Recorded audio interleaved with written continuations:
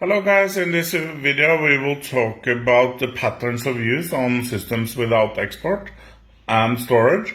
So if you have an on-grid system, you don't have batteries and you are not exporting electricity, this video is for you to understand how you can utilize your system best possible way.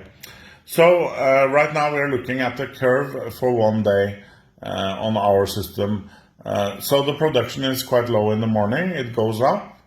And then middle of the day, we are actually producing 4,000 watt, a little bit more. A 5 kilowatt system will almost never go, or it will never go, unless it's oversized. It will never go to 5,000 watt because you have loss in the cables, you have loss in the panels, you have loss in clouds and dust and everything like that. So to see 4,000 watt production on a 5 kilowatt system is quite good, and you will see variation in that from day to day. This is, now we went back to the day before, so 11th of February. Let's go one more to the 10th. You see the curve is changing. This is just the impact of clouds coming in and out. But you see all the curves approach what we call a bell curve. Low here, up, and then down in the afternoon. All the curves will have some shape like that, depending on the clouds. If you have a lot of clouds, you're going to have a lot of spiking. And if there's, in the rain season, you will see the curve not go so high. It's just because there's not that much sun. So the top will maybe be down here, or even lower. Let's try to find a curve like that. Yeah, good example here, where you have rain right here, or not necessarily rain obviously, but clouds. So you can have very low production on a rainy or on a cloudy day compared to a sunny day. Let's say your system is producing 30 kilowatt hour on a sunny day. It could be under 10 on a rainy day. So what are the consequences of these things for you if you don't have export and you don't have batteries?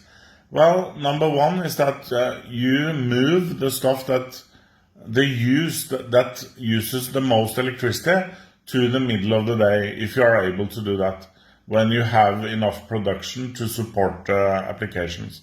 So let's say that before you got solar, you used the washing machine in the early morning. If you now change that to a little bit later in the day, when you have enough power from the solar system, you will be able to cover all that use from solar energy, and you don't have to pull anything from the grid, and thus saving more. Same here in the afternoon. If you were doing something late in the afternoon, for example starting a water pump or something like that, if you were then able to move that a little bit earlier in the afternoon, you will be able to save more of that electricity because you were using more energy from the solar panels to support the appliance that you used that time. And there's also another change that you can use. Let's say in the rain season, you see, you get up in the morning, it's a rainy day, a lot of clouds, the solar system will not produce as much.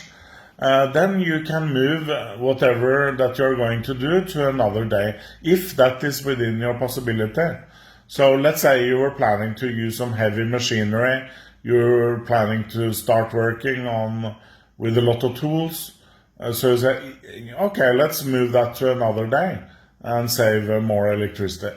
Of course, this is not always possible. You will still have plenty of use and benefit from the solar panel. I'm just trying to explain in theory how all this works, and then you can choose yourself, depending on your own situation, how much you can change your use patterns and get benefit from the panels. What else can we say about these things? I think that's the most important. This is also the reason why, for somebody who leaves the house in the early morning and comes back late in the afternoon, for them a system without batteries or export would not be very good. That is why when we talk about solar, I always recommend it's the best for people who have daytime use, because then they don't need to have batteries and they don't need to export. For people who that is not an option, the systems become more expensive because either they have to have batteries or we have to figure out how to do export. Export can be done in many ways, and that's not the topic of this video. The topic of this video was for people who don't export and don't have batteries, how they can optimize the use of the solar energy. Okay, guys, hope that was useful, and then any comments or questions is appreciated.